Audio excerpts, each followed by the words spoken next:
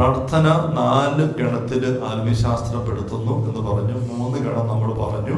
ഈ 3-നകത്തും ഒരു പരിധിക്കപ്പുറം നമുക്ക് കയറി ചെല്ലാൻ പറ്റുന്നില്ല, അത്രയേ ഉള്ളൂ.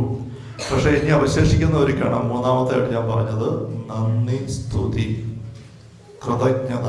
ഈ ഒരു വിഷയത്തെപ്പറ്റി നമ്മൾ ചിന്തിക്കുമ്പോൾ ഈ ഗണത്തിലുള്ള പ്രാർത്ഥനയ്ക്ക് ഒരു പരിധിയും പരിമിതിയും വചനമാകട്ടെ ആത്മീയശാസ്ത്രമാകട്ടെ വെക്കുന്നില്ല.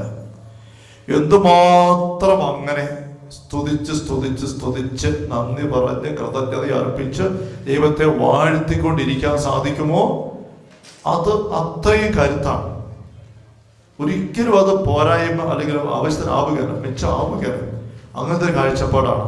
ലൂക്കായുടെ സുവിശേഷത്തില് 19-ാം അധ്യായം 37-മുള്ള തിരുവചനങ്ങൾ, അവർ പട്ടണത്തോടടുത്ത ഒലിവുമലയുടെ ചെരിവിന് സമീപത്തെത്തിയപ്പോൾ ശിഷ്യഗണം മുഴുവൻ സന്തോഷിച്ച് തങ്ങൾ കണ്ട എല്ലാ അത്ഭുത പ്രവൃത്തികളെ കുറിച്ച് ഉച്ചത്തിൽ ദൈവത്തെ സ്തുതിക്കാൻ തുടങ്ങി.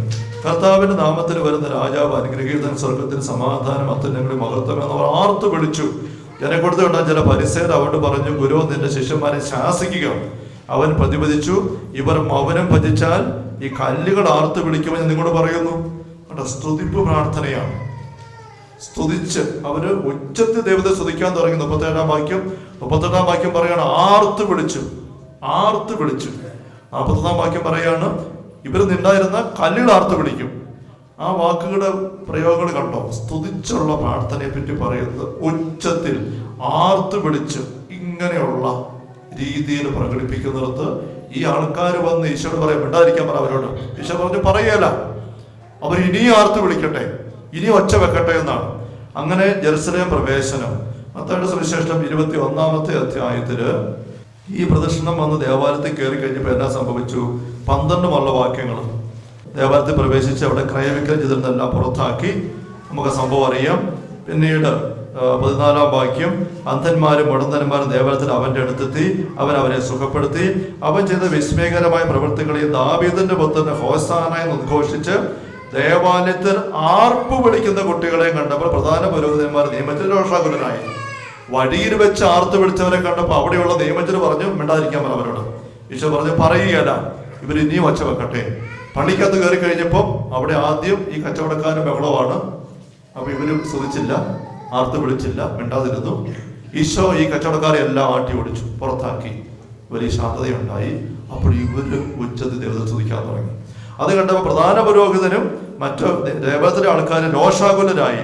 അവർ അവരോട് പറഞ്ഞു, 16-ാം വാക്യം, ഇവരെന്താണ് പറയുന്നത് നീ കേൾക്കുന്നില്ലേ? ഈശോ പറഞ്ഞു, കേൾക്കുന്നുണ്ട്, എന്റെ ചെവിക്ക് ഒരു കുഴപ്പവും ഇല്ല. ഇത് കേൾക്കാൻ വേണ്ടി ഞാൻ കൊതിച്ച് കാത്തിരുന്നത്. എന്താണ്?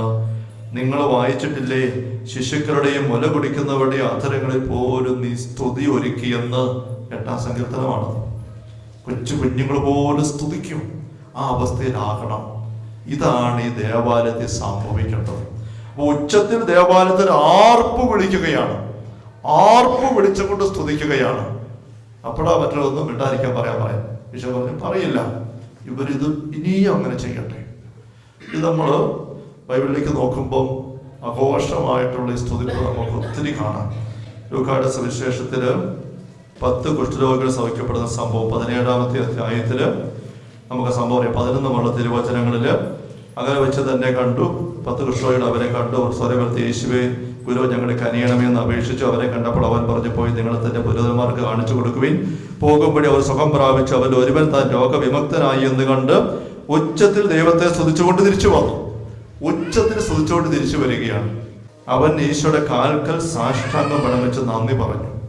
അവർക്ക് അടുത്ത് വരാൻ പറ്റിയ അകലെ നിന്നുകൊണ്ട് വിളിച്ചു കാണുകയാണ്. ഈശോ പറഞ്ഞു, നിങ്ങൾ പള്ളിയിൽ കൊണ്ട് കാണിച്ചു കൊടുത്തു.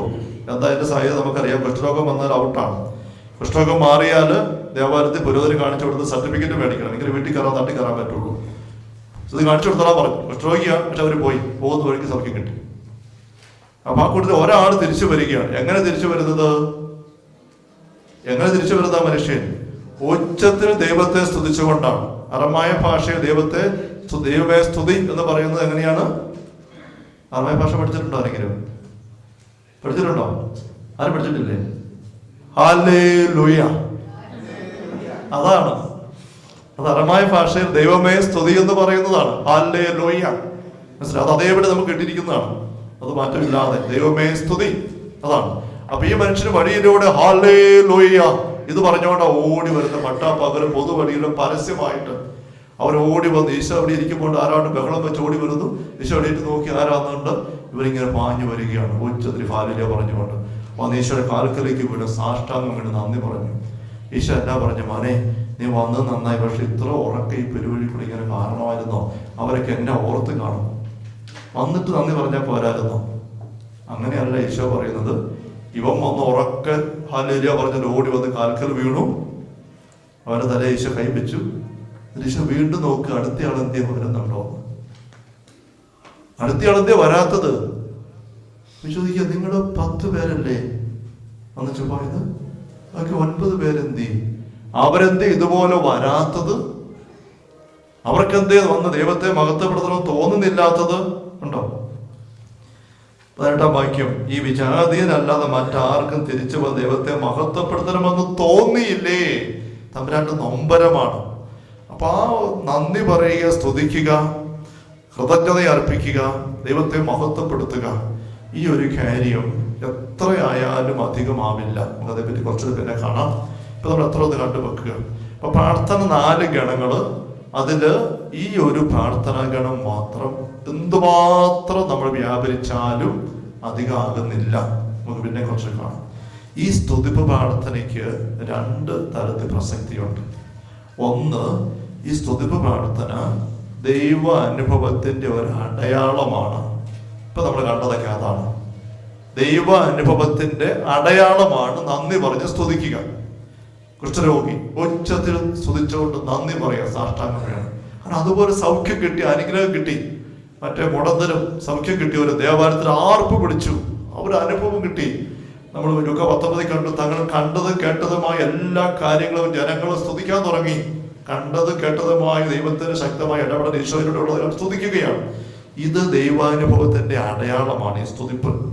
അതേസമയം ഇതുപോലെ തന്നെ പ്രധാനപ്പെട്ടത്, ഒരു പക്ഷെ 1 ഡിഗ്രി കൂടെ കൂടുതൽ പ്രധാനപ്പെട്ട ഒരു പ്രസക്തി ഈ സ്തുതിപ്പിനുണ്ട്. നമുക്ക് എന്താണെന്നറിയാമോ?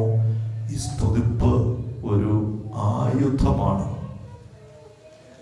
ഈ സ്തുതിപ്പ് ദൈവരാജ്യത്തിന്റെ വലിയൊരു ആയുധമാണ്. ശക്തമായിട്ട് പൊരുതാൻ, നരകരാജ്യത്തെ ഞൊടുന്നു കയറുന്നത് തടഞ്ഞ് മാറ്റി നിർത്താൻ, അവനെ പ്രതിരോധിക്കാൻ. ഈശ്വരത്തിന്റെ പ്രാർത്ഥന കൊണ്ടല്ല മറ്റൊന്നുകൂടി വർഗം പുറത്തു പോകില്ല. എങ്ങനെ പ്രാർത്ഥിക്കണം? അനുദപിച്ച് കരഞ്ഞ് അത് വേണ്ട, അത്ര മതി.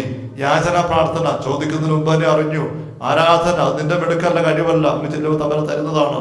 പിന്നെ നിനക്കുള്ള പ്രാർത്ഥനയുടെ വഴി ഏതാ? സ്തുതിക്കുക. സ്തുതിപ്പ് 2 തലമുണ്ടെന്ന് സൂചിപ്പിച്ചു. ഒന്നൊരു അടയാളമാണ്, ദൈവത്തിന്റെ അനുഗ്രഹം തിരിച്ചറിയുന്നതിന്റെ സന്തോഷം, അടയാളമായിട്ട് സ്തുതിക്കുന്നു. രണ്ടാമത്തേത് ആയുധമായിട്ട് സ്തുതിപ്പിനെ എടുക്കാൻ പറ്റും. ആയുധം പലപ്പോഴും ഇത് നമുക്ക് കൂടുതൽ ആവശ്യമുണ്ട്. പ്രത്യേകിച്ചും പ്രാരംഭ സ്റ്റേജുകളിൽ അറിഞ്ഞുപയോഗിക്കേണ്ട ആയുധമാണിത്.